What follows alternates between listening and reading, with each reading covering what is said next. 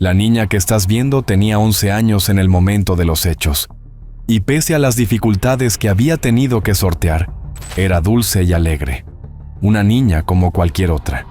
Pero la vida, incluso en los barrios más familiares, a veces guarda secretos oscuros.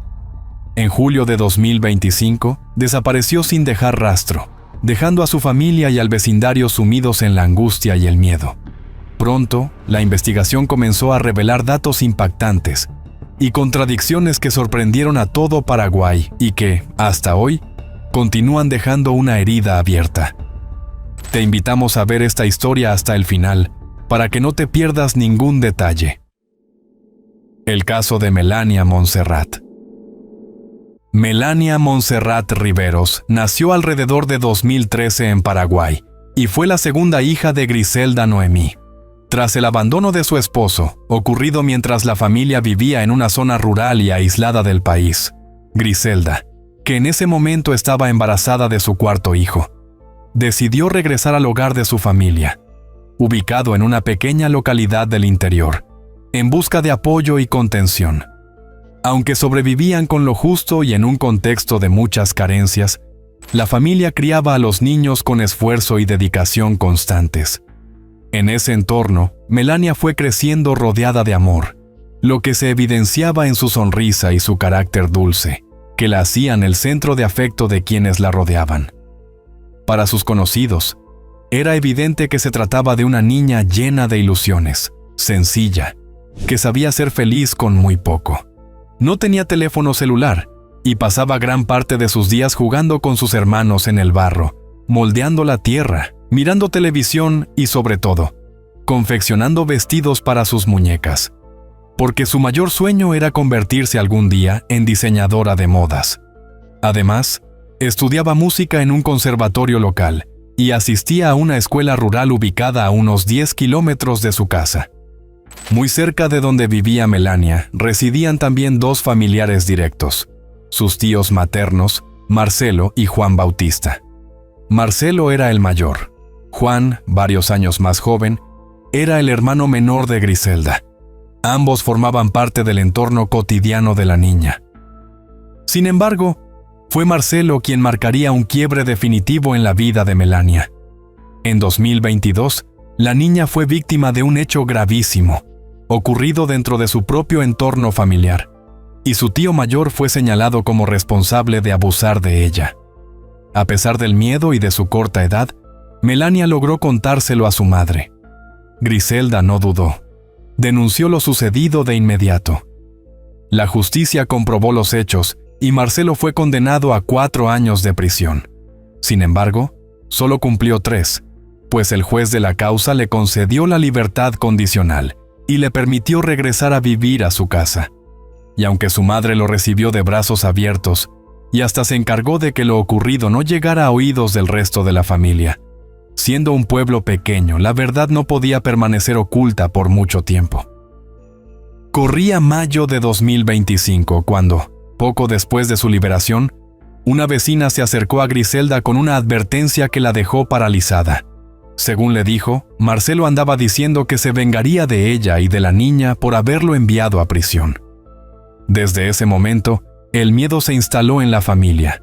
Los cuidados se volvieron constantes y la atención sobre Melania, extrema.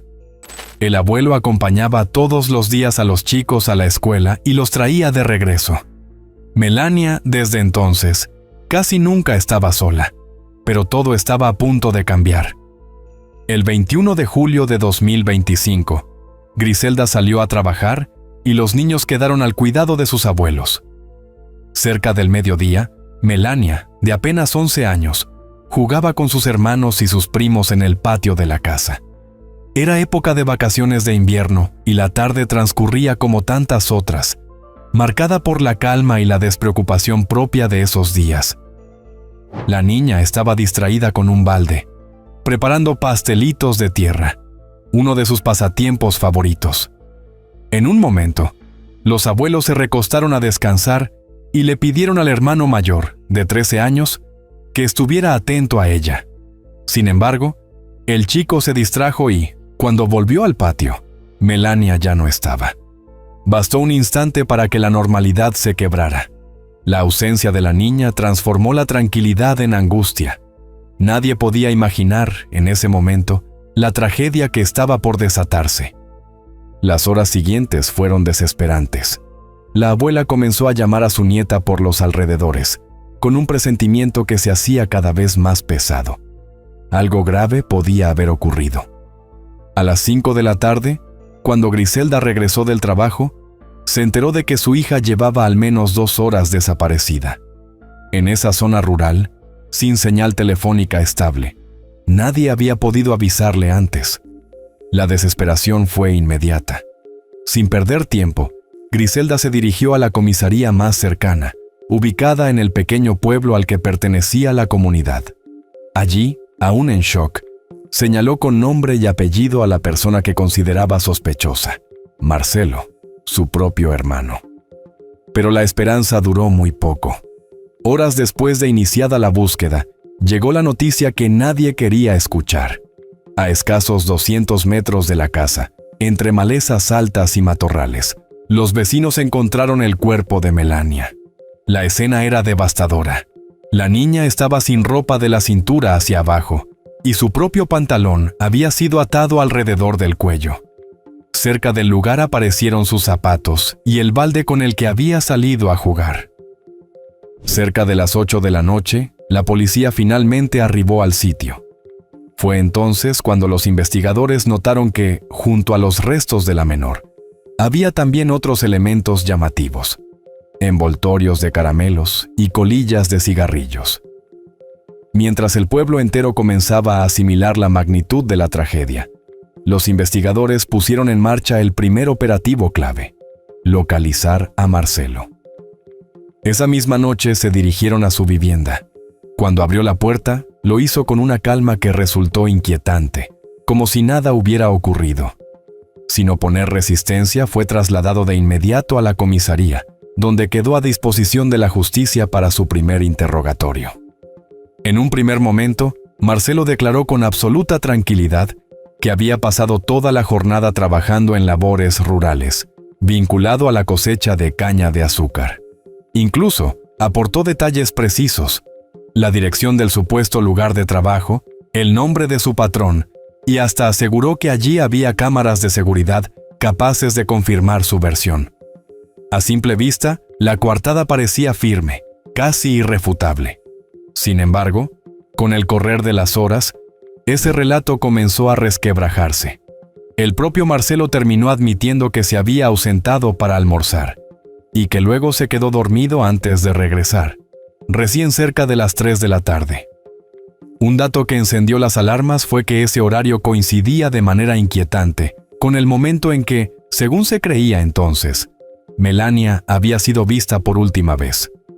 Con el avance de la investigación, su coartada terminó de derrumbarse una vez que su patrón y varios compañeros declararon que recién lo habían visto después de las 4:30 de la tarde, y que su presencia en el lugar fue breve, de apenas unos minutos.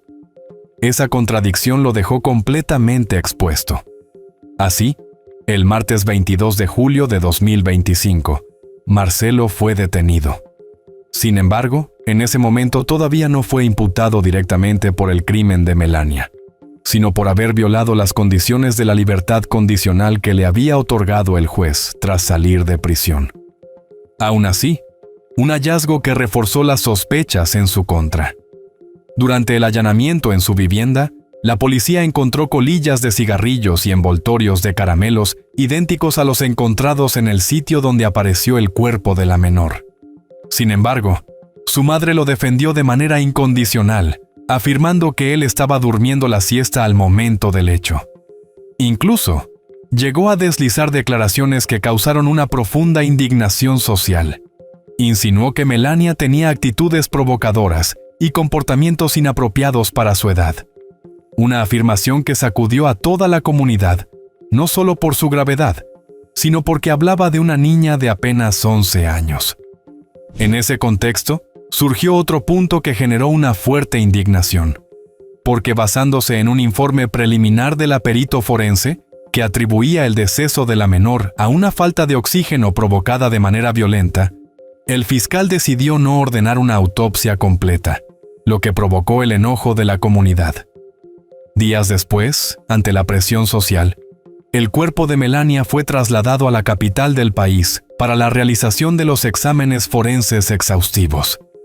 Ese informe fue contundente. Melania no solo había perdido la vida como consecuencia de una presión ejercida sobre el cuello, lo que provocó una grave lesión cervical y, finalmente, la imposibilidad de respirar, sino que el agresor intentó simular que se trataba de una decisión propia, utilizando el pantalón de la niña a modo de lazo, tal y como dejaban entrever las marcas en su cuello y la posición del cuerpo. La autopsia también determinó que la menor había sido inmovilizada por detrás mientras estaba arrodillada.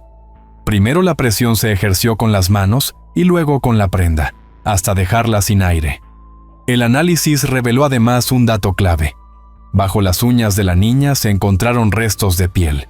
Melania se defendió, arañó a quien la atacaba, lo que abría la posibilidad de obtener material genético. Pero había algo más. En su cuerpo también aparecieron marcas de otras uñas, rasguños que no podían explicarse únicamente como parte de su defensa. Ese hallazgo llevó a los forenses a plantear una hipótesis inquietante: la posible participación de más de una persona en el crimen. El informe forense sumó otro dato determinante. Las rodillas de Melania presentaban lesiones compatibles con haber sido arrastrada. Para el especialista, eso dejaba en claro que el lugar donde fue encontrada no era la escena original. Antes de seguir, hagamos una pausa rápida. Si este video te está pareciendo interesante, te invito a que te suscribas al canal y dejes tu me gusta. Eso ayuda muchísimo a que podamos seguir haciendo más videos y contando este tipo de historias reales. Dicho eso, ahora sí, continuemos con la historia.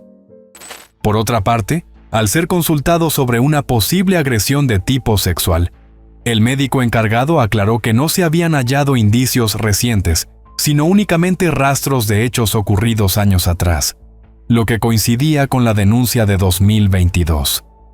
Mientras los investigadores intentaban cerrar el círculo, comenzaron a aparecer los testimonios de los vecinos. Muchos coincidían en una misma sospecha. No creían que Marcelo hubiera actuado solo. Esa percepción empezó a ganar fuerza a medida que la cronología del caso se reconstruía con mayor precisión.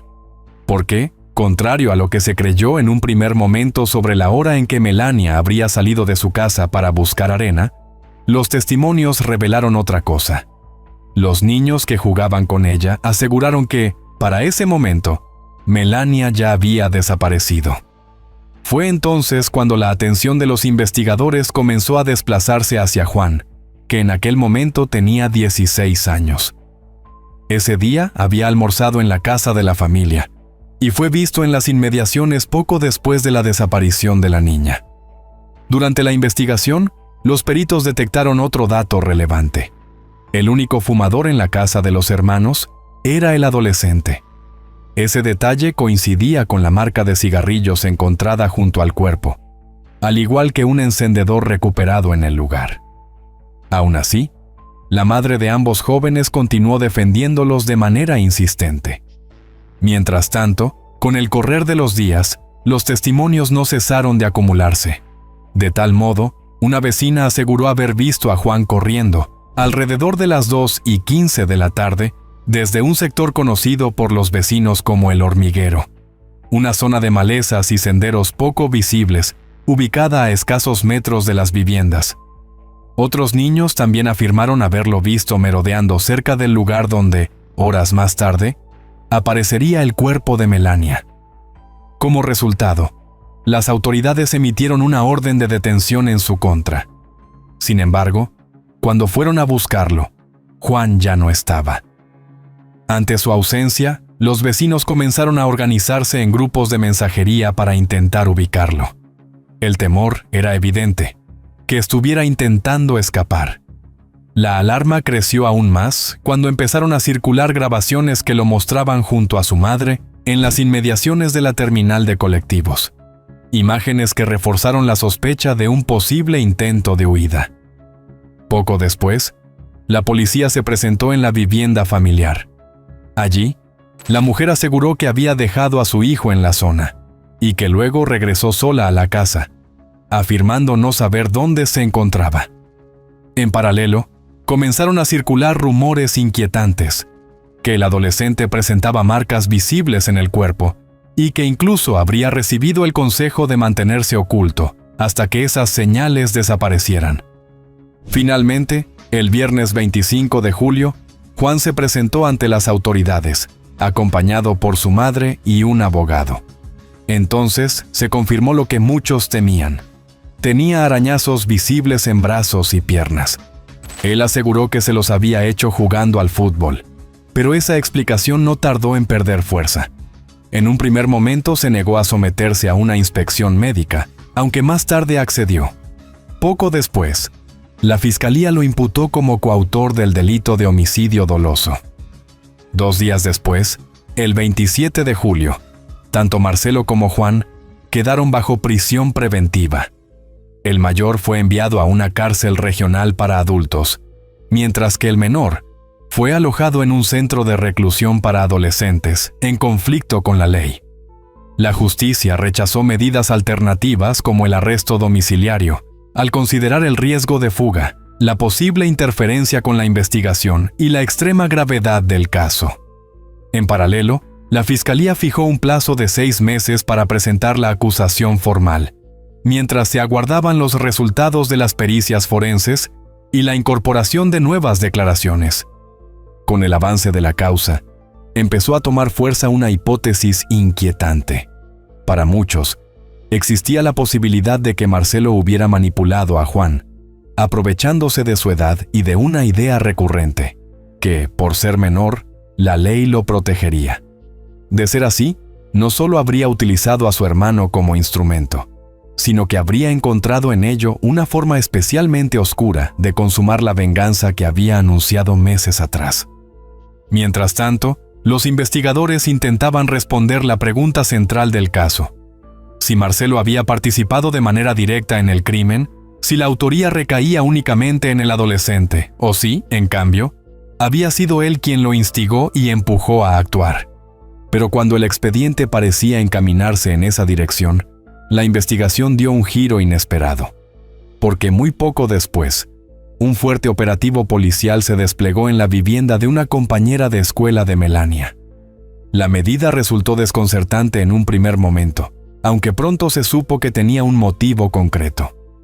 Según relató la madre de esa menor, semanas antes Melania se había comunicado con Juan utilizando el teléfono de su hija. Como no tenía celular propio, en más de una ocasión había recurrido al dispositivo de su amiguita para hablar con él. Frente a ese dato, la Fiscalía ordenó la revisión del teléfono con el objetivo de analizar su contenido y determinar si esas conversaciones podían aportar información relevante para la causa. El jefe del área de crímenes violentos explicó que la medida apuntaba exclusivamente a preservar pruebas y fue enfático en una advertencia: adelantar hipótesis sobre el contenido de esos mensajes implicaría revictimizar a Melania. Por ese motivo, evitó brindar mayores precisiones.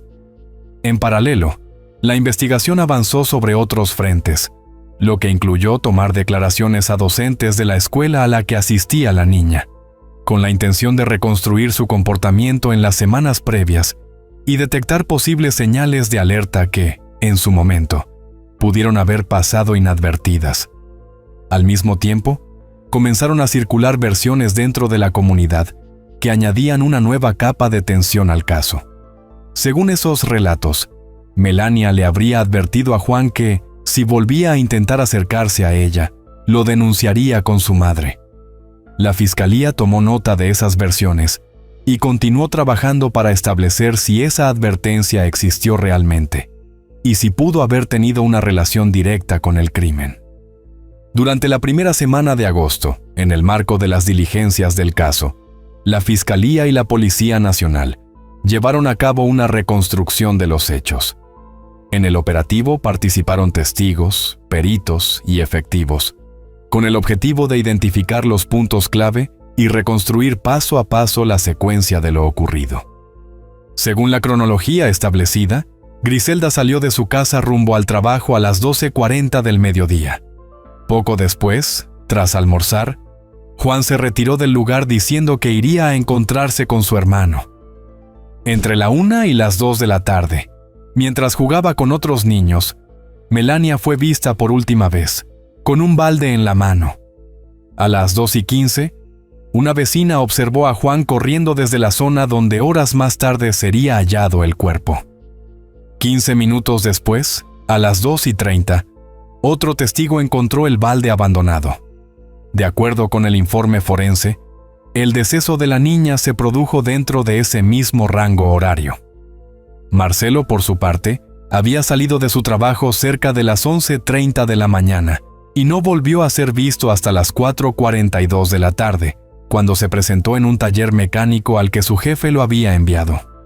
Ese lapso, que coincidía de lleno con el horario estimado del crimen, seguía sin tener una explicación clara.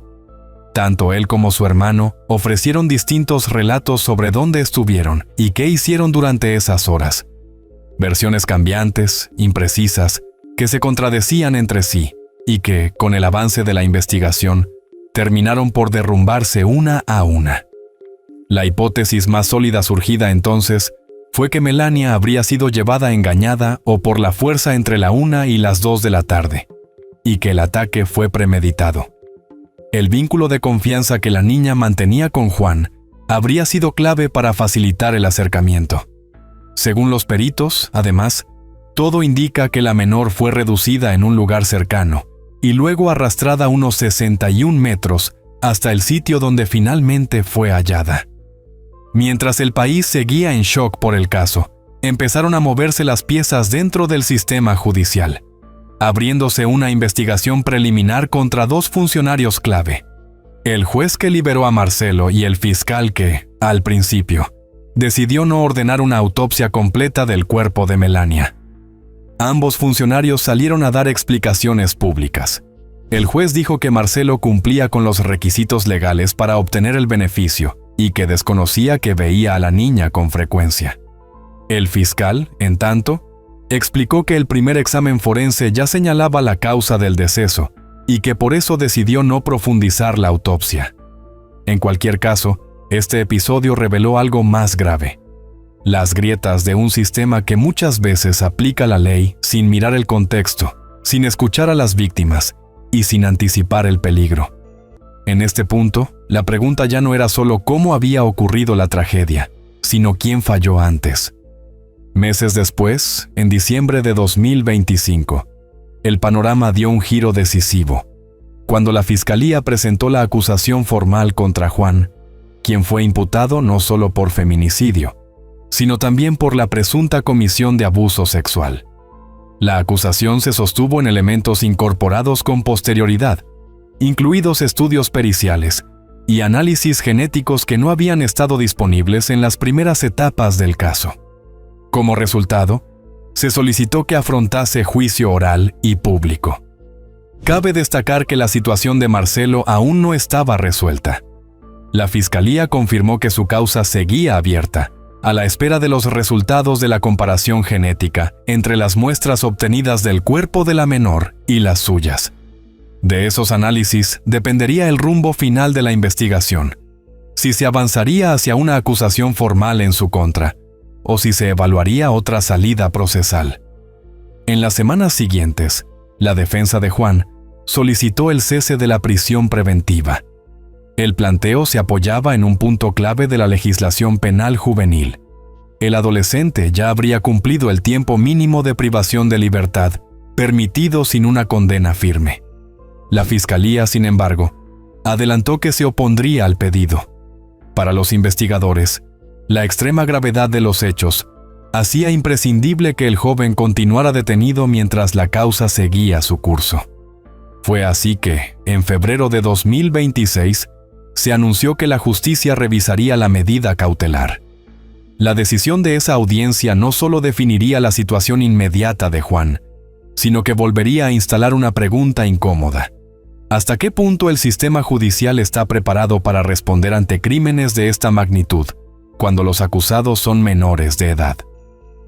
Hasta hoy, el caso sigue abierto, Las investigaciones continúan, se revisan protocolos y se esperan nuevas decisiones, dejando en evidencia que la tragedia de Melania Montserrat Riveros sigue generando heridas y preguntas sin respuesta. Ahora que conoces todos los detalles de este impactante caso, ¿crees que un menor acusado de un crimen tan grave debería poder seguir libre mientras se define su destino? Y por otra parte, ¿realmente estamos protegiendo a los niños si quienes cometen delitos contra ellos pueden volver a su entorno sin supervisión? Déjanos tu opinión en los comentarios. El 30 de septiembre de 2025, en una carretera de Mazagua, Escuintla, una mujer fue ejecutada a plena luz del día. No hubo asalto ni advertencia. Sicarios en motocicleta la interceptaron y la acribillaron sin darle oportunidad de escapar. Con el paso de las horas, el crimen dejó de parecer al azar. Una de las líneas de investigación apuntó a un posible crimen pasional, ligado a una relación secreta con un hombre casado, una historia prohibida que habría terminado en sangre. Balas, celos y silencio. Así comenzó un caso que aún hoy estremece a Guatemala. Te invitamos a ver el siguiente caso hasta el final para que no te pierdas ningún detalle. El caso de Michelle Soto. Catherine Michelle Soto Solares nació el 7 de marzo de 1998 en la ciudad de Guatemala, aunque pasó la mayor parte de su vida en Mazagua, un pequeño municipio del sur del país. Allí creció, formó su hogar y construyó una rutina marcada por el trabajo y la superación personal. Michelle era muy activa en redes sociales y, con los años, logró construir una comunidad numerosa de seguidores. En sus publicaciones, que rebosaban de transformaciones, frases motivadoras y su vida alegre, ella se mostraba tal como era, perseverante, ambiciosa y decidida a progresar. Siempre hablaba de aprender, de emprender y de crear oportunidades. Nada parecía haber llegado fácil a su vida, y aún así no se rendía. Su vocación principal era la enseñanza. Por las mañanas trabajaba como maestra de escuela primaria, donde era valorada por su dedicación y el vínculo que construía con los niños. Pero su día no terminaba ahí. Por las tardes, Michelle se transformaba en maquillista profesional. Gracias a ese trabajo logró ganarse un lugar importante en la comunidad, sobre todo entre las mujeres, que la elegían para eventos, celebraciones y momentos especiales. Con los años, su esfuerzo dio frutos. En 2021 abrió su propio centro de estética, un espacio pensado no solo para embellecer, sino también para enseñar. Allí dictaba cursos con un objetivo claro: que más mujeres pudieran aprender un oficio y generar ingresos de manera independiente. En sus cursos, además, animaba a otras mujeres a creer en sí mismas. Pero Michelle no se detenía y soñaba con expandir su academia y empoderar mujeres. Las amigas la describían como una chica perfeccionista, siempre sonriente.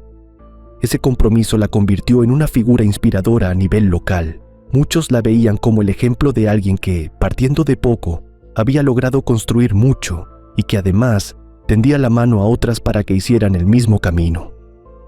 En 2024, la exposición de Michelle creció aún más cuando se postuló como candidata a señorita Mazagua. Desde entonces, su presencia pasó a iluminar con más frecuencia eventos comunitarios. Su entorno la respetaba y la quería, y en redes sociales, miles de personas seguían de cerca su día a día, su trabajo, sus logros y también sus momentos de disfrute. Michelle compartía imágenes en el gimnasio, salidas nocturnas y viajes. Por si fuera poco, en su vida personal la joven también atravesaba un momento especial. Desde hacía un tiempo mantenía una relación a distancia que prefería conservar en un plano íntimo, porque si bien la pareja se veía de vez en cuando, el vínculo se desarrollaba, en gran parte, lejos de la mirada pública.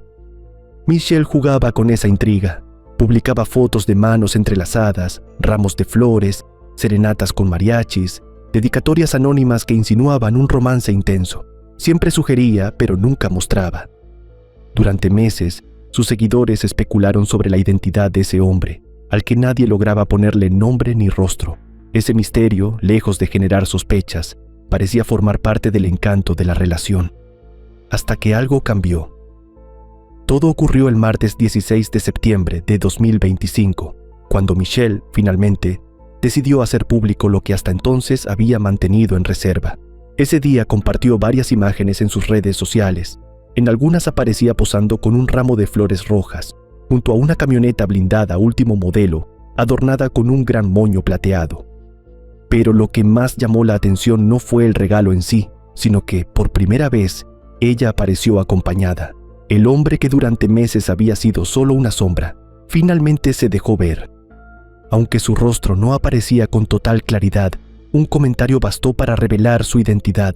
Su nombre era Dennis Méndez. Michelle acompañó las imágenes con un mensaje en el que decía sentirse afortunada por tenerlo en su vida y le agradecía cada detalle, el cuidado y la felicidad que le brindaba. Él respondió con palabras de amor, confirmando públicamente lo que hasta entonces solo se intuía. Para quienes seguían la historia desde afuera, todo parecía indicar que se trataba de una pareja consolidada, que simplemente había elegido resguardar su intimidad. Así las cosas, a sus 27 años, Michelle parecía haber alcanzado un estilo de vida cómodo, activo y ambicioso, acompañado además por lo que creía ser la pareja perfecta. Tenía planes, proyectos y sueños que todavía estaban por cumplirse.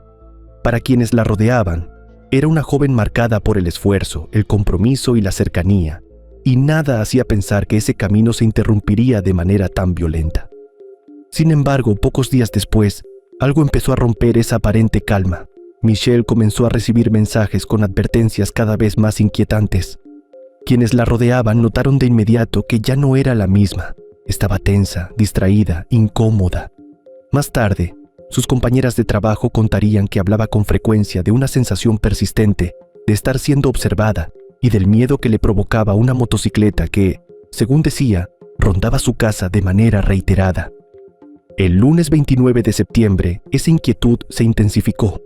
Ese día, Michelle recibió 3 llamadas anónimas desde un número oculto. Sin embargo, a pesar de ese clima de tensión, ella no alteró su rutina. No dejó de trabajar ni de cumplir con sus compromisos, como si aferrarse a lo cotidiano fuera una forma de mantener el control.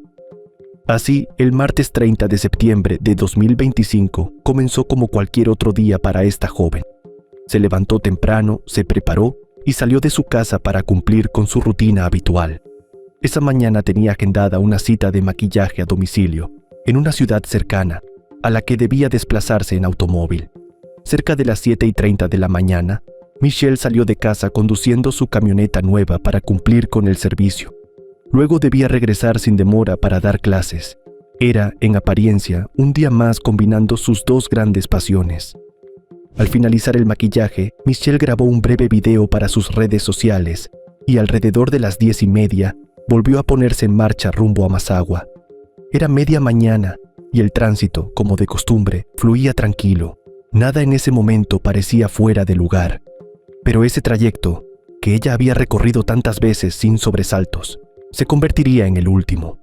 Media hora después, cuando el reloj marcó las 11 y ya se encontraba cerca del establecimiento educativo, de pronto, el sonido seco de varias detonaciones rompió la calma del vecindario.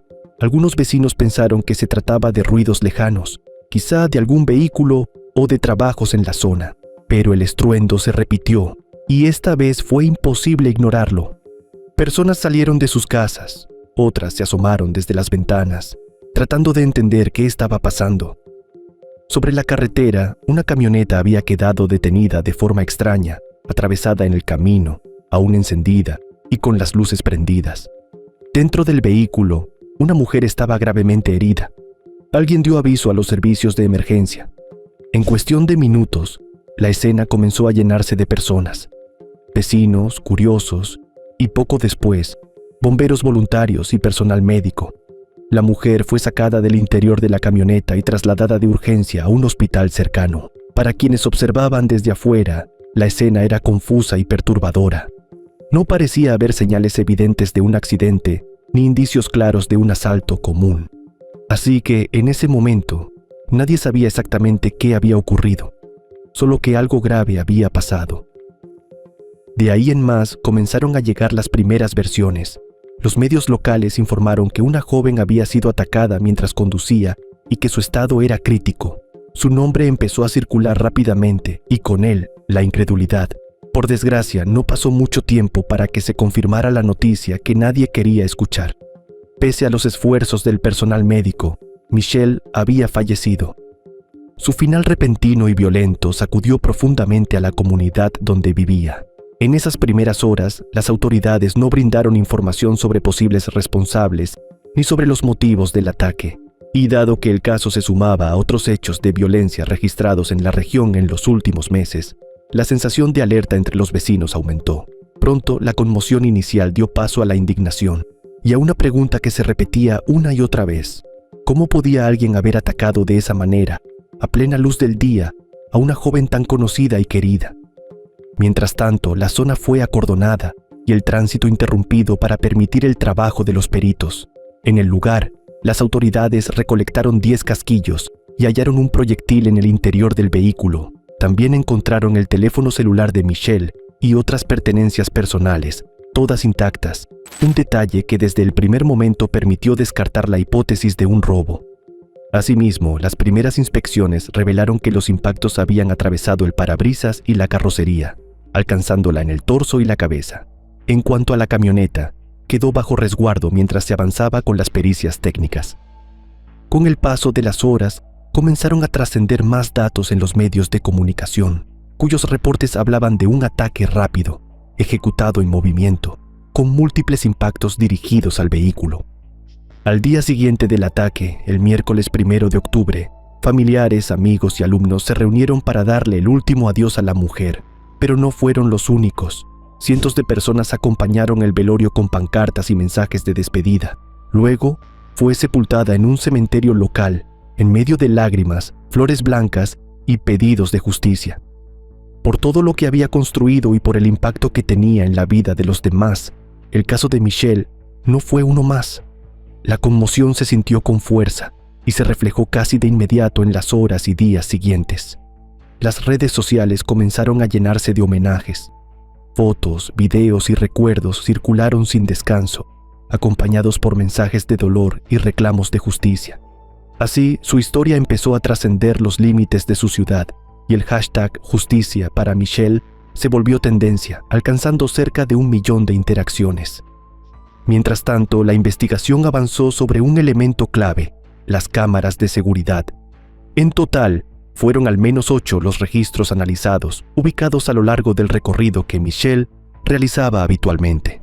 Gracias a esas imágenes, los investigadores pudieron reconstruir la secuencia completa de los hechos. Antes de seguir, hagamos una pausa rápida. Si este video te está pareciendo interesante, te invito a que te suscribas al canal y dejes tu me gusta. Eso ayuda muchísimo a que podamos seguir haciendo más videos y contando este tipo de historias reales. Dicho eso, ahora sí, continuemos con la historia. Los videos mostraban a Michelle conduciendo su camioneta con normalidad. Minutos más tarde, una motocicleta negra con 2 hombres, ambos con cascos, aparecía siguiendo el mismo trayecto. No se trataba de una coincidencia. Las imágenes confirmaron que la moto la acompañó durante varios tramos del camino, siempre a cierta distancia.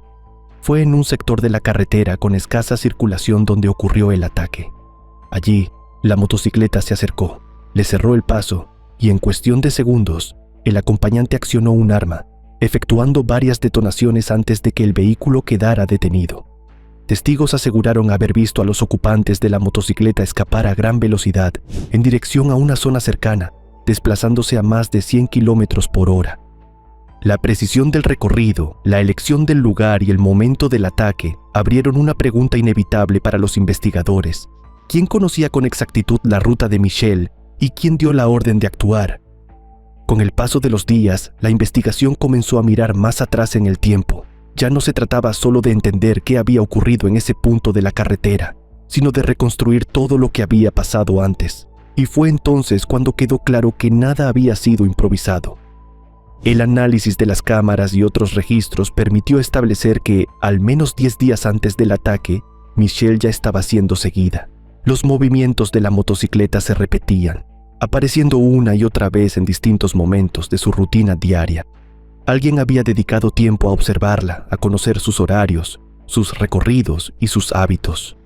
Todo apuntaba a una acción planificada, ejecutada por personas con experiencia en este tipo de hechos, que no actuaron por iniciativa propia, sino bajo instrucciones precisas. Esperaron el momento y el lugar adecuados para intervenir, lo que reforzó la hipótesis de un ataque encargado y cuidadosamente coordinado. La indignación no tardó en trasladarse a las calles. Familiares de Michelle exigieron públicamente al Ministerio Público que avanzara con la investigación y que se identificara a todos los responsables, incluidos quienes habían estado detrás del ataque. Incluso hubo acusaciones directas de encubrimiento.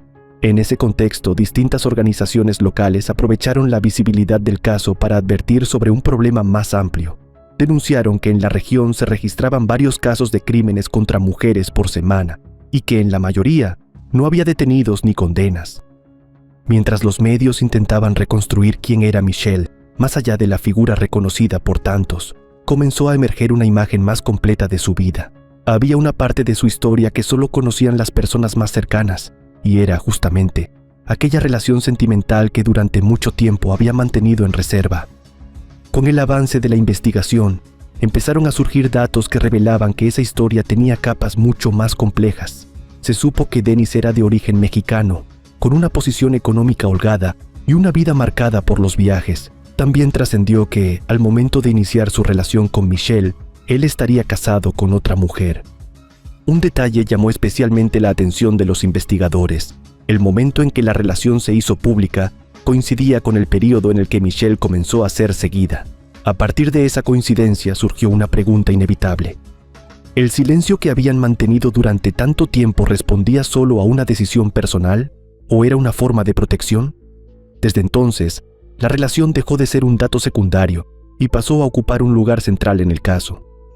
El análisis del teléfono celular de Michelle aportó nuevos elementos. Entre los mensajes, los peritos hallaron conversaciones cargadas de tensión. Una mujer que se identificaba como la esposa de Dennis le había escrito pidiéndole que se mantuviera alejada de él. El tono era intimidante. Días antes del ataque, ese contacto volvió a aparecer. Esta vez, el mensaje provenía de un número no registrado y contenía una amenaza directa de muerte. Con esa información, las autoridades profundizaron las entrevistas con familiares y amigos. Ellos confirmaron que Michelle llevaba cerca de un año en una relación a distancia con Dennis, un hombre del que, en realidad, no se conocía con claridad su profesión, su pasado, ni las circunstancias reales de su vida en México. Aunque los regalos costosos eran frecuentes, la camioneta marcó un punto de quiebre. Para los investigadores, ese gesto pudo haber actuado como detonante de un conflicto que ya venía gestándose. El vehículo estaba registrado a nombre de Michelle, pero resultaba evidente que ella no habría podido pagarlo por sí sola. Todo indicaba que había sido él quien estuvo detrás de la compra. Con estos elementos, tomó fuerza la hipótesis de que la joven habría sido eliminada como consecuencia de un conflicto personal. Desde el Ministerio Público se indicó entonces que una mujer vinculada al entorno íntimo de esa relación podría haber decidido encargar el ataque, movida por resentimiento o venganza. Esa posible participación como autora intelectual pasó a ocupar un lugar central dentro de las líneas de investigación. Al mismo tiempo, y por fuera de las conclusiones oficiales, en redes sociales comenzaron a circular distintas versiones. Algunos usuarios sostenían que, tras recibir la camioneta, Michelle habría decidido poner fin a su relación sentimental y que esa decisión habría desatado una reacción violenta. Estas afirmaciones no contaron con respaldo de las autoridades y se basaron únicamente en especulaciones que se difundieron con rapidez en el entorno digital. Por otra parte, a medida que trascendían los detalles del presunto triángulo amoroso, fueron apareciendo mensajes cargados de odio de personas que responsabilizaban a Michelle por lo ocurrido, justificando el ataque bajo prejuicios y discursos violentos. En paralelo, y como suele ocurrir en casos que conmocionan a la opinión pública, las redes sociales se convirtieron en un espacio de escrutinio. Muchas personas comenzaron a revisar con detenimiento las publicaciones que Michelle había compartido en los días previos al crimen, buscando posibles señales que, en retrospectiva, parecían adquirir otro significado. Entre ese material, una publicación en particular llamó la atención por su tono ambiguo. Se trataba de un video publicado el 10 de septiembre del 2025 y en el que Michelle aparecía relajada y sonriente, acompañando las imágenes con una frase irónica en la que le daba gracias a Dios por aparentar ser inocente cuando en realidad no lo era. En su momento, el vídeo pasó prácticamente inadvertido. Sin embargo, tras los sucesos, comenzó a circular con fuerza y dio lugar a múltiples interpretaciones. Para algunos, Se trataba simplemente de una expresión casual, propia del lenguaje informal de las redes sociales. Para otros, en cambio, la frase se interpretó como una especie de reconocimiento o aceptación de su implicación en el triángulo amoroso, reforzando la idea de que, según muchos, ella tenía alguna responsabilidad en los conflictos que desencadenaron la tragedia. Hasta el momento en el que estamos haciendo este video, el caso continúa bajo investigación a cargo de la Fiscalía contra el delito de femicidio. No hay personas detenidas ni autores materiales identificados, ni tampoco una autora intelectual confirmada. Fiscalía y FBI investigan a Dennis y a su esposa. Hoy, mientras la investigación sigue abierta, en Mazagua persiste una herida que no termina de cerrar. La historia de Michelle sigue generando dolor, indignación y una pregunta que todavía espera respuesta. En esta historia, la víctima no es solo alguien a quien le arrebataron la vida, es alguien que caminó directo hacia el peligro creyendo que no le iba a tocar. Sabía que él era casado, sabía que estaba entrando en un terreno ajeno, y aún así se quedó, no por amor eterno, sino por la ilusión de ganar algo que nunca fue suyo. En vez de esconderse, se expuso. En vez de callar, habló con indirectas. En vez de medir el riesgo, lo convirtió en espectáculo. En esta ficción, la víctima jugó a provocar desde una pantalla, lanzó mensajes que no eran inocentes y se burló de una mujer a la que ya le estaban quitando demasiado. Confundió likes con poder y atención con impunidad. Nada de eso merece la muerte, pero tampoco es heroico. Aquí no hay santas ni cuentos limpios. Hay decisiones egoístas tomadas en un entorno violento, donde cada provocación suma y cada burla pesa. En un país donde el orgullo mata más rápido que la justicia, exponerse no es valentía, es una ruleta rusa. Esta historia no absuelve a quien dispara, pero tampoco romantiza a quien se creyó intocable, porque en esta ficción brutal, la víctima también fue responsable de no haberse cuidado, y a veces, esa es la verdad más incómoda. No todo el que muere es inocente de sus propias decisiones, aunque nadie merezca pagar con la vida. Estaba en Mexicali, ya que me vine por miedo, porque se difundieron noticias y no me han dejado ni defenderme ni declarar. Así se expresaba en 2024 frente a las cámaras Sergio Gutiérrez, asegurando que se presentaba voluntariamente ante las autoridades, pues tenía miedo y el país necesitaba escuchar su versión. Hablaba con calma, como si todo pudiera explicarse. Menos de 2 años después, en una sala de audiencias, otra voz rompía el silencio. Era la de Mireya, madre de Paola Bañuelos, quien, tras escuchar la condena en contra de Sergio, solo gritó: «¡Ríete ahora!». Entre esas 2 escenas se construye una historia que comienza con una desaparición y expone una realidad que se repite demasiado seguido en México. Te invitamos a ver el siguiente caso hasta el final para que no te pierdas ningún detalle. El caso de Paola Bañuelos. Paola Andrea Bañuelos Flores nació a comienzos de los años 2000 en Mexicali, la capital de Baja California, una ciudad ubicada al norte de México, justo en la frontera con Estados Unidos. Era la segunda de 3 hermanos, hija de Juan Carlos Bañuelos y Mireya Flores. Paola creció en una familia unida y presente, en un entorno donde nunca le faltó contención. Su infancia transcurrió entre juegos, escuela y una vida familiar tranquila. Quienes la conocieron la recuerdan como una joven alegre, aplicada y más bien reservada. Desde muy chica tuvo claro que quería ayudar a los demás. Por eso, al terminar la secundaria, decidió estudiar psicología, carrera en la cual destacó rápidamente. A pesar de su edad y de disfrutar, como cualquier joven, de salir con amigas y divertirse, Paola siempre tuvo claro cuáles eran sus prioridades. Para el año 2024, con 23 años, estaba cursando el último semestre de la carrera. En su tiempo libre le gustaba bailar, escuchar música y leer, un hábito que había reforzado durante sus estudios. Tenía proyectos, planes y una vida que avanzaba según lo esperado. La noche del sábado 6 de julio de 2024, después de varias semanas de esfuerzo, Paola se preparó para salir. Eligió una blusa a rayas blancas y negras, una falda de jean azul y unas sandalias negras de tacón alto. Se maquilló de forma sencilla, se despidió de su familia y salió a encontrarse con 2 amigas y una prima. Era una noche calurosa, típica del inicio del verano. Primero fueron a cenar a un restaurante de mariscos en una zona cercana. Más tarde, se dirigieron a un bar ubicado a pocos kilómetros de allí y no muy lejos de la casa de Paola. Entre luces, música y tragos, las jóvenes brindaron y salieron a bailar. Pasadas unas 2 horas, cerca de las 2 de la madrugada, ya del domingo 7 de julio, la prima de Paola fue recogida por su padre. Paola, en cambio, decidió volver sola a casa y para ello pidió un vehículo a través de una aplicación de transporte. No mucho después, su prima intentó comunicarse con ella para asegurarse de que hubiera llegado bien, pero no obtuvo respuesta. Alrededor de las 2:20 de la madrugada, al seguir sin noticias suyas, la chica alertó a los padres de Paola. Al enterarse de la situación, la familia intentó contactarla, pero también en vano, por lo que denunció de inmediato la desaparición y comenzó a difundir fotos de Paola en redes sociales, con la esperanza de encontrarla con vida. En uno de esos videos, su madre expresó que aún confiaba en que su hija regresaría sana y salva. En paralelo a los operativos oficiales, la familia de Paola comenzó a moverse por su cuenta.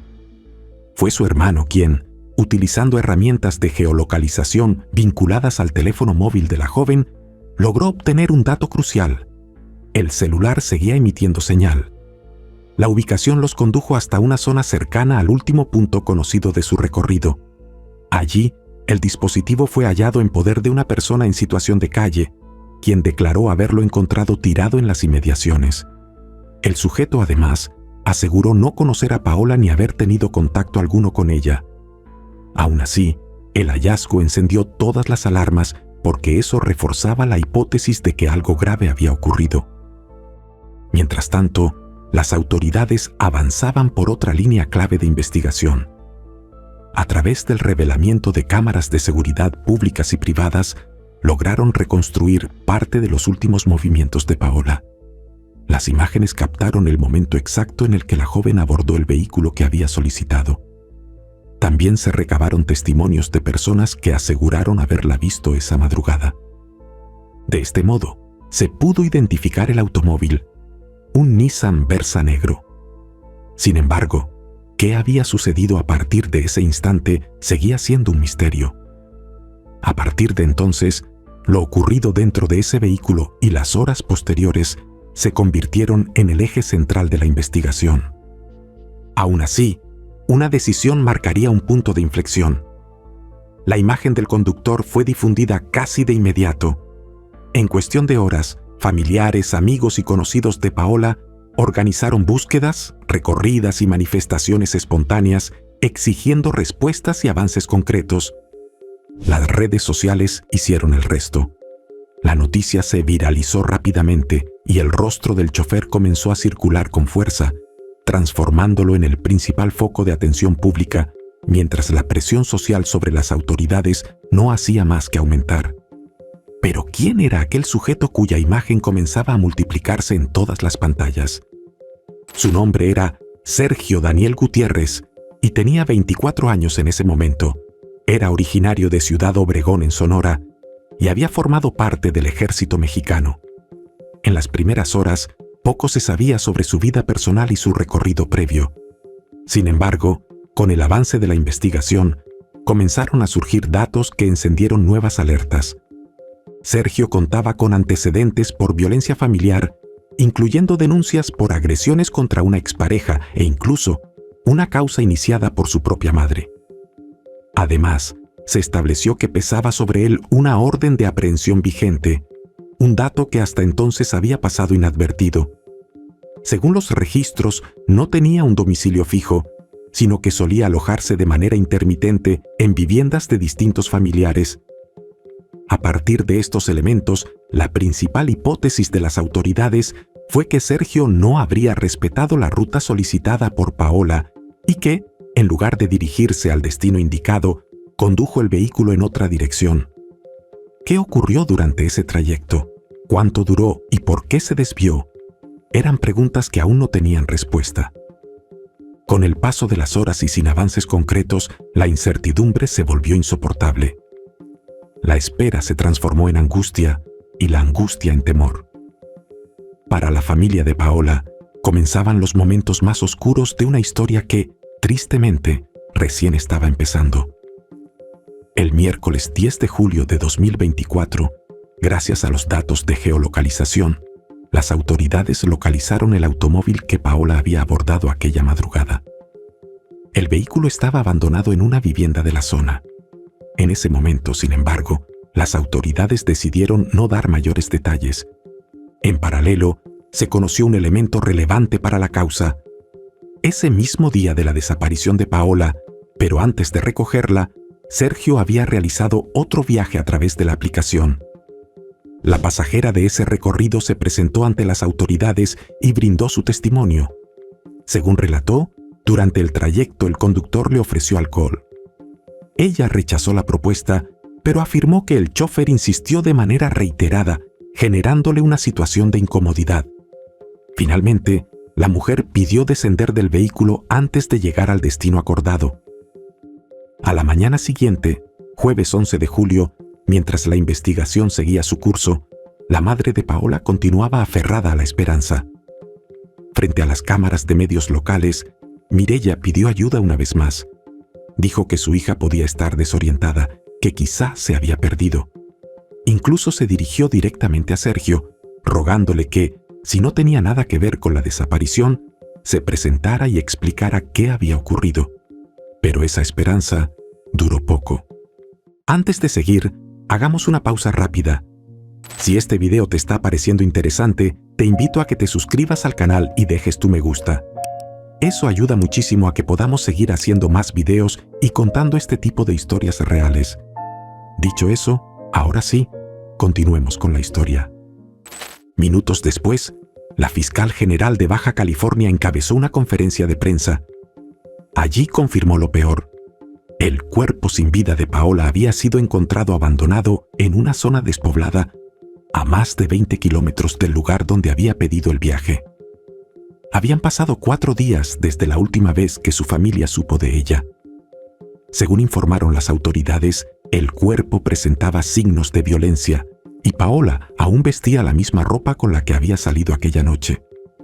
El hallazgo fue resultado de un operativo conjunto en el que participaron decenas de agentes de distintas dependencias estatales y municipales.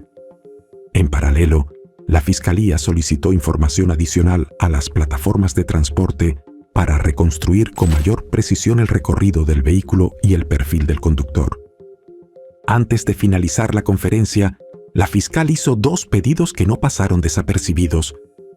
Por un lado, solicitó la colaboración de la sociedad y de los medios para localizar a Sergio. Por otro, dirigió un mensaje a las familias advirtiendo que no permitieran que jóvenes viajaran solas, ni en taxis tradicionales ni en vehículos de aplicaciones. La reacción no tardó en llegar. En redes sociales comenzaron a multiplicarse los mensajes de dolor, indignación y despedida. Uno de los más conmovedores fue el de la hermana de Paola, quien le prometió recordarla siempre y cuidar de su familia. Pero junto al duelo, también aparecieron críticas, especialmente dirigidas a las palabras de la fiscal. De tal modo, desde distintos sectores de la sociedad, se advirtió que ese mensaje trasladaba la responsabilidad a las víctimas en lugar de poner el foco en quienes ejercen la violencia. También se señaló que la violencia contra las mujeres no es una cuestión de horarios ni de decisiones individuales, sino un problema estructural que atravesaba a la región y que se manifestaba de manera constante. En medio de ese debate, la gobernadora de Baja California anunció que se reforzarían los controles sobre las plataformas de transporte, para lo cual se implementarían evaluaciones más estrictas a los conductores. Asimismo, mencionó que el Estado no podía permanecer indiferente frente a una tragedia de esta magnitud. En suma, el caso de Paola abrió una discusión más amplia sobre la seguridad de estas aplicaciones y sus responsabilidades. Entretanto, si bien con el paso de las horas se confirmó que Sergio llevaba poco tiempo trabajando como chofer en la aplicación en cuestión, su paradero seguía siendo una incógnita. Para entonces, las autoridades manejaban la hipótesis de que habría sometido a Paola poco después de que ella abordara el vehículo y que, tras quitarle la vida, habría abandonado su teléfono celular en algún punto del trayecto, en un intento por desviar la investigación. Mientras tanto, con una orden de aprehensión ya emitida en su contra, el caso sumó un nuevo giro. Todo ocurrió cuando, desde una cuenta de redes sociales atribuida a Sergio, comenzaron a circular publicaciones en las que intentaba deslindarse del crimen. En ellas, aseguraba que había entregado a Paola a 2 hombres, Miguel Brian Reyes Solano, conocido artísticamente como Lírico One, y un supuesto acompañante llamado Jacob Silva. Miguel era un joven con doble nacionalidad y una historia marcada por la precariedad. Había incursionado en la música urbana y logrado cierta notoriedad en plataformas digitales, aunque su pasado y el contenido polémico de algunas de sus canciones despertaron sospechas en redes sociales. Durante algunas horas, muchos consideraron posible la versión difundida por Sergio. Sin embargo, Miguel negó de forma tajante cualquier participación. Expresó su pesar por lo ocurrido y aseguró que las acusaciones eran falsas. Sobre la segunda persona mencionada, no surgieron datos relevantes. Ese mismo jueves 11 de julio, ante la difusión masiva de su imagen y la creciente presión pública, Sergio se presentó ante las autoridades, según informaron los medios en ese momento, en compañía de su padre. Hasta entonces, había permanecido oculto a más de 600 kilómetros del lugar de los hechos, fuera del estado de Baja California. Antes de ingresar a la fiscalía, Sergio declaró ante un reportero que se presentaba de manera voluntaria y que se había mantenido a resguardo por miedo luego de haber recibido numerosas amenazas. También dijo que la gente no conocía realmente lo que había ocurrido y que, hasta ese momento, no se le había permitido defenderse ni rendir declaración. Y pues más que nada vengo a presentarme. Voluntariamente. Voluntariamente a llevar el juicio para que me digan que me detuvieron. Pues estaba escondido más que por miedo y por todas las amenazas que he recibido, porque la gente realmente no sabe qué pasó. Unas declaraciones que, a la luz de los sucesos posteriores, resultarían más que indignantes. Por lo demás, la historia, lejos de cerrarse, estaba a punto de entrar en su etapa más decisiva. Según relató una tía, Sergio mantuvo una conversación con su padre en la que le confesó que efectivamente había recogido a Paola en su vehículo. Fue entonces cuando el hombre le aconsejó que se presentara ante las autoridades. En la misma línea se expresó la madre del joven, quien sostuvo que no les correspondía a ellos determinar la culpabilidad de su hijo, sino a la justicia. No obstante, poco después, la fiscal general desmintió la versión de Sergio, asegurando que no se había entregado de manera voluntaria ni por temor a supuestas amenazas, como él había afirmado, sino porque se encontraba cercado por las autoridades. Además, dejó en claro que la fiscalía contaba con pruebas suficientes dentro de la carpeta de investigación para considerarlo, hasta en ese momento, como el único sospechoso. Al día siguiente, viernes 12 de julio de 2024, el Servicio Médico Forense dio a conocer los resultados preliminares de la autopsia. El informe reveló que Paola había fallecido a causa de una fuerte presión ejercida sobre sus vías respiratorias. Posteriormente, también trascendió que el cuerpo presentaba indicios de abuso sexual.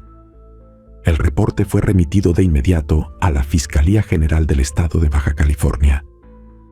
A raíz de estas conclusiones, se realizó una nueva conferencia de prensa. Allí, las autoridades informaron que los análisis forenses continuaban en curso y, como novedad, señalaron que ya no se descartaba la posible participación de más personas en el crimen. Ese mismo viernes, bajo un fuerte operativo de seguridad, Sergio fue trasladado por vía aérea para enfrentar formalmente los cargos en su contra y, posteriormente, quedó recluido en el centro penitenciario de Mexicali. Con la detención, tanto los familiares de la joven como quienes siguieron de cerca el caso esperaban que la investigación y el proceso judicial siguieran su curso y que los responsables enfrentasen las consecuencias conforme a la ley. Por su parte, las autoridades reiteraron que buscarían una sentencia ejemplar, subrayando su compromiso de evitar que un caso como el de Paola quedase impune. Y en efecto, 24 horas después, en la tarde del sábado 13 de julio, el caso fue presentado ante un juez. Tras casi 2 horas de exposición de pruebas por parte de los abogados de la familia Bañuelos, el juez resolvió vincular a Sergio a proceso por los delitos de desaparición forzada y feminicidio agravado. De acuerdo con lo informado, la etapa de investigación podría extenderse hasta por 6 meses, tras lo cual comenzarían las primeras audiencias. Al mismo tiempo, en otro punto de la ciudad, los padres, familiares y amigos se reunían para darle el último adiós a la joven. Esa misma tarde, estudiantes de todas las facultades de la Universidad Autónoma de Baja California realizaron un acto de luto y solidaridad para rendir homenaje a la memoria de Paola. Las concentraciones se llevaron a cabo en Tijuana, Ensenada y Mexicali, donde, entre velas, fotografías y flores, compañeros y miembros de la comunidad universitaria recordaron a la joven cuya vida fue truncada de manera violenta. Y es que el crimen de Paola trajo inevitablemente a la memoria otros casos que conmocionaron al país, como el de Devani Escobar, desaparecida 2 años antes en el estado de Nuevo León tras abordar un vehículo de una plataforma digital. Ambas eran jóvenes estudiantes y en ambos casos sus cuerpos fueron hallados en lugares apartados. En el caso de Devani, en una cisterna de un motel abandonado, un expediente que, hasta hoy, continúa sin justicia. Sobre esta historia ya hemos hablado en este canal. Te dejaremos el enlace en la descripción y en un mensaje fijado, para que puedas verlo con más detalle. Sin embargo, las historias no siguieron el mismo rumbo, porque mientras el expediente de Devani permanece abierto y sin responsables condenados, el caso de Paola avanzó por otro camino. Un proceso largo, atravesado por audiencias y peritajes que, con el paso del tiempo, llegaría a una definición. Cabe señalar que la causa judicial avanzó exclusivamente contra Sergio y que, hasta el cierre del proceso, no se informó de imputaciones ni condenas contra terceros por este crimen. El esperado desenlace llegó a comienzos de febrero de 2026, cuando la justicia de Baja California, al subrayar la gravedad de los hechos y la necesidad de imponer una sanción ejemplar frente a la violencia extrema contra las mujeres, dictó una sentencia histórica contra Sergio Daniel Gutiérrez Solórzano, 122 años y 10 meses de prisión. La condena acumulada contempló penas de varias décadas por cada uno de los delitos cometidos, así como sanciones económicas y una reparación del daño que supera el $1.000.000 a favor de la familia de Paola Bañuelos. La audiencia contó con la presencia de la familia de Paola, que siguió cada momento del fallo en silencio. Al finalizar, mientras Sergio era escoltado a la salida, vestido con el uniforme naranja del sistema penitenciario, se produjo una de las escenas más cargadas de emoción. Desde el fondo de la sala, la madre de Paola, quebrada por el dolor acumulado pero también atravesada por el enojo y la frustración, le gritó: «¡Ríete ahora!». La frase, breve pero contundente, fue la respuesta de una madre frente a la frialdad con la que el acusado se había mostrado a lo largo del proceso judicial. Con esta condena, el caso de Paola Bañuelos se convirtió en uno de los procesos penales más relevantes de los últimos años en el norte del país. Un fallo que volvió a poner en el centro una discusión inevitable: la seguridad de las mujeres, la responsabilidad de las instituciones y la necesidad de respuestas judiciales claras frente a la violencia feminicida. El caso de Paola Bañuelos también abre una discusión urgente sobre el uso de aplicaciones de transporte. Estas plataformas se han vendido como sinónimo de seguridad y modernidad, pero la confianza digital no puede sustituir la precaución real. Subirse a un vehículo solicitado desde el celular no elimina los riesgos, simplemente los transforma. La pantalla da una sensación de control, nombre del conductor, placas, ruta, pero detrás de esos datos sigue existiendo una persona desconocida y un entorno que no siempre está regulado con el rigor que se promete. En esta cadena de decisiones también cabe una reflexión incómoda. Cuando una mujer necesita regresar a casa de noche, el acompañamiento no debería ser opcional ni minimizarse. Sin señalar culpables ni trasladar la responsabilidad de lo ocurrido, es inevitable preguntarse ¿Cuánto pesa la normalización del no pasa nada en contextos donde sí pasa?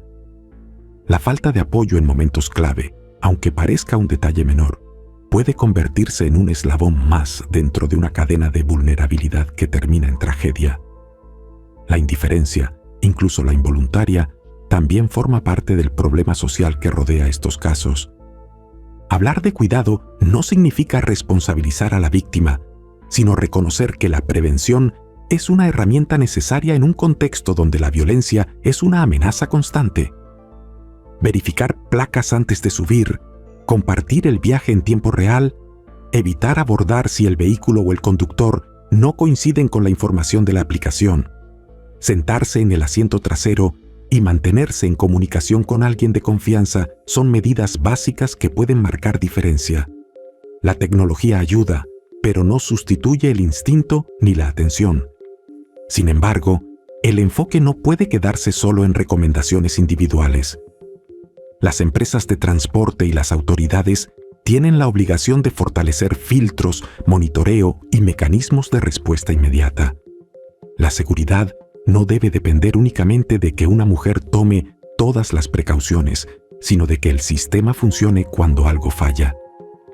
El caso de Paola no solo exige justicia, exige replantear cómo protegemos a quienes usan estos servicios y qué tan real es la seguridad que se promete. Y bueno, querida audiencia, hasta aquí una investigación más. ¿Qué opinan del caso de hoy? Nos gustaría mucho leer sus comentarios, ya que su opinión sobre los casos es muy importante para nosotros. Recuerden siempre hacerlo con el máximo respeto posible, tanto para la víctima como para los demás espectadores y nosotros que los estaremos leyendo. Antes de irte, deja tu me gusta y suscríbete si aún no lo estás. Tampoco te olvides de compartir este video si crees que a alguien que conoces le puede interesar. Nos vemos hasta otra investigación criminal. Adiós.